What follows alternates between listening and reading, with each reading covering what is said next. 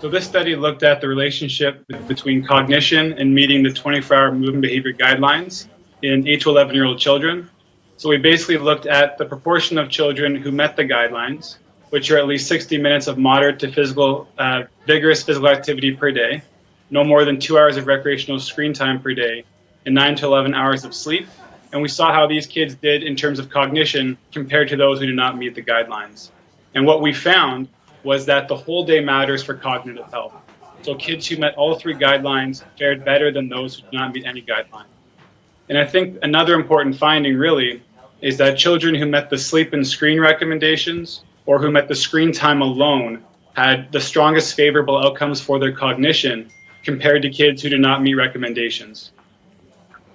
And now, this study has been conducted in the US, but surely this is the case for children all over the world. What can be done about it? What are your suggestions?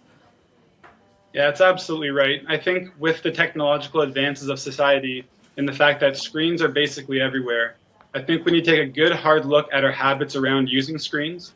And I think that these guidelines of at no more than 2 hours of recreational screen time per day could be a good starting point for other countries to start looking at how cognition is affected in their populations and start to make some rules around the limits on children's screen time use.